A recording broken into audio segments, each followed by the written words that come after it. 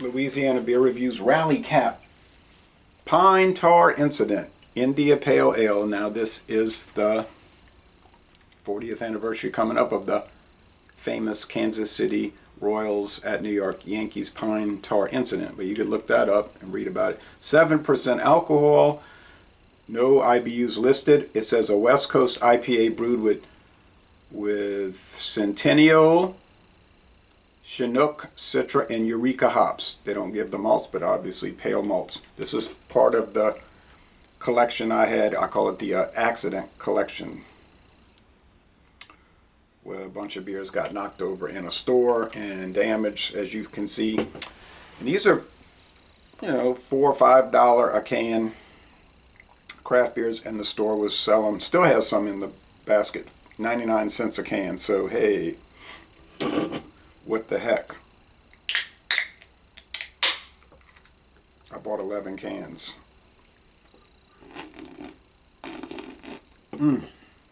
Well, I can see that it's agitated still. Even though the collapse was a week ago, that came erupt. If I had not been paying attention, it would have overflowed onto the desk, and I don't want that. So that's interesting. It's a lot. I don't have that happen too often. So there's a lot of life in this product. But how old is the product? Well, guys, there's no date on the can, guys. So I don't know how old it is. And that's horse hockey. So I would say, put the damn date. That chaps my chapstick. Okay, anyway, I can't control it. I see so many craft beers coming around in these pint cans with no date whatsoever. And some 12-ounce cans too. I don't know why it's so hard to put a date, but I'm not going to rant about it for half the video. But still, it shouldn't happen. Lots of bubble action going on with this beer, as you would expect from that near overflow. It's pale, it's gold. With the light shining through it, it's more yellow than gold, but you can only see it with the light shining at it. Head is thin, off-white. India Pale Ale, that's it. They're not saying West Coast, East Coast, Middle Coast, Gulf Coast, anything like that. So I'm thinking it'd be traditional. I don't know when it hit the market. I know that Rally Cap Brewing of Baton Rouge was established in 2017. Well, I knew it wasn't long ago. It says it right there on the label, so that helped me out. Okay. Only 6 short years ago. I've never visited the brewery, but I would like to, and it's less than 50 miles from here. And not far off the interstate highway. It smells like white bread crust, typical. Hop pininess is not really coming in though. Little slight bit of citrus hop action, but it's minimal. Let's go with the taste. Chuz.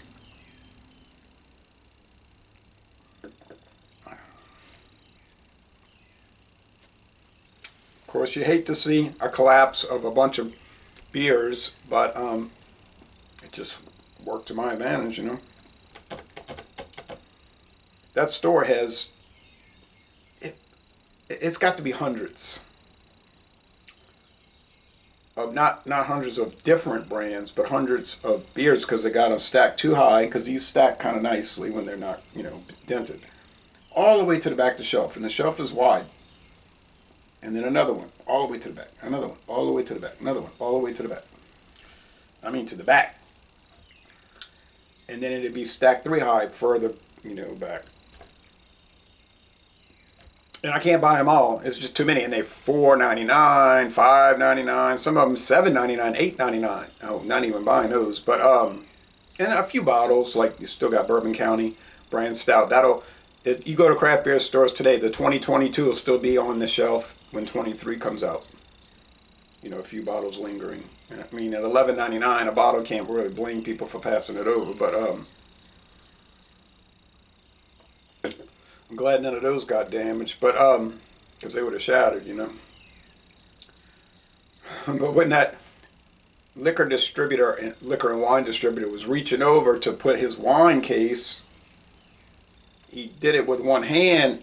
You don't ever think these things are going to happen. You just He probably did it so many times wouldn't know. But it was careless, and I saw the video, he hit, just like tapped a can, but they lined up like dominoes, so when he hit one, they started momentum, and the whole thing just crashed over onto the floor. I don't know if any busted open. So that's the story there. All right. And he was so shaken by that. You're not going to imagine. Nice lacing. Yeah, it's a typical, it kind of reminds me of Stone IPA, tell you the truth. What is that, 6.9 and 70 IBUs, so it's right almost at 7 and 7. This is 7 and even, and the IBUs do sort of present themselves as about 70 bitterness units. So could they be trying to emulate, emulate Stone? Good question. What is the hop lineup for Stone? I think it's similar to that. It's these kind of C hops and maybe, so I'd have to research that C.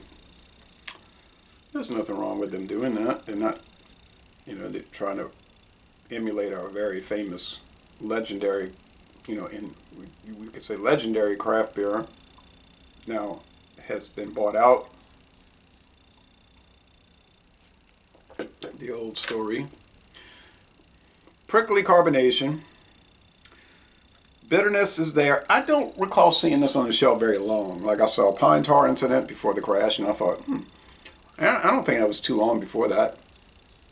That was but a week ago. So my thinking is that it's fresh, but I can't be sure, because sometimes these things are set at the warehouse for months before they come on the shelf, which I don't understand that. Like, just like anything, the Aldi 2022 Advent Calendar Variety Pack, 24 different beers. Some of it hit the market November 2nd, but some of the beers were canned in July. June, yeah, somewhere in June. I know State of Brewing is not a huge company, so it could have taken them a long time to brew each one, and then they just canned and put them on the side. But see, that's an example of how stuff will set there. And so if you don't have a date, guys, you don't know. So State of Brewing put the date, the exact canned on this date. So you knew, okay, here's how old the beer is. Here, it's guesswork. And there I said I wasn't going to talk about it the whole video, but I am. It's just a long, ongoing irritation in the beer review world. Or the non-beer review world. You might just drink them and just drink them, but have the same irritation. Medium bodied, not heavy bodied by any means. Sweetness, not particularly sweet. 2 out of 5 sugar cubes. Bitterness, yes, it is. Doesn't seem to be quite 70 though.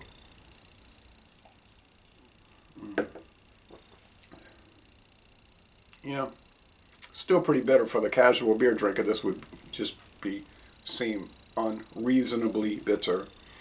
But I'm going to say 3.5 out of 5 hop cones in this case, but maybe 4.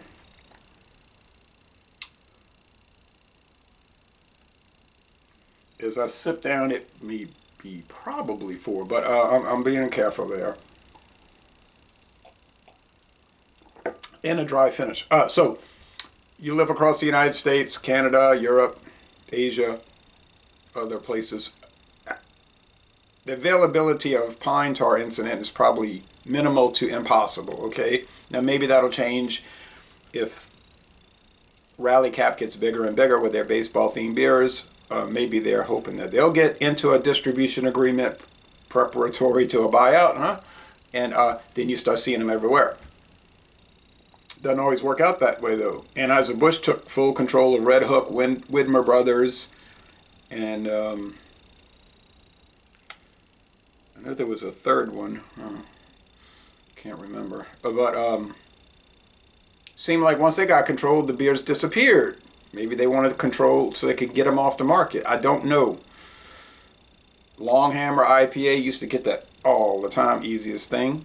ESB from Red Hook. Easiest thing. And other exciting ones.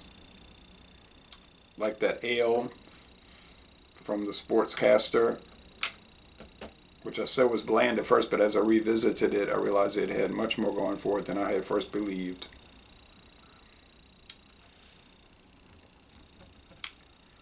Just nothing now, nothing. And Wicked Weed, we got Pernicious IPA. It was fabulous. And as fast as I saw it, it was gone. We must have had Wicked Weed in this New Orleans area for literally a month. And I'm not exaggerating. It just was gone. So I don't understand all of this buyout and then disappearance business. Sometimes it doesn't happen that way. It's kind of happened with Goose Island, though. Well, Goose Island is strange. Owned by Anheuser-Busch InBev to date. People ask me, do you think it's declined since the buyout? I said, I never saw the beer in my life before the buyout. They never started showing up in this area till after 2011. Maybe it's just that certain brands don't do well, like their Oktoberfest, that was here and gone. The English style ale, the amber ale, what's it called, Honkers, was around everywhere, and then they did their 312 wheat, I think it's called, and they just bye-bye. And but the beer hug is all around these days. Tropical, wonderful product, 9%. Neon, and so forth. And they'll come in and out of Walmart, like they'll rotate them in. Right now they got the tropical and the neon, and then maybe in a month they'll have some others. And so we do get Goose Island, and we always get Goose Island IPA, always. And the Bourbon County is always coming in, with some stores carrying the variants. Yes. So it's hard to explain. This one, it's 4. It's 4 out of 5 bitterness units. No way it's 3.5. And it may be 70. I'm just so used to drinking these things that I can't pick up the bitterness like I used to. It's becoming opaque. What's clear? Oh, there must be sediment. Well, definitely never saw sediment with stone. Oh yeah, it's very clearly here. This is a curious change of events. Look how it's become a hazy. It started as a West Coast and it's become a hazy. Maybe it's a duo IPA. Starts as one and finishes as the other.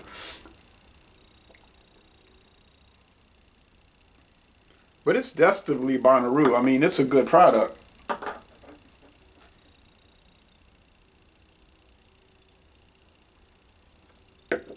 Lost the clarity. Look, the head's building, or has built as the final pour has come in.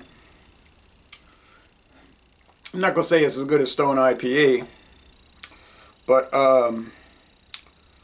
that rate's around 95, but it's still, say, 93, and that could be a low ball score. 93, 9.3 out of 10.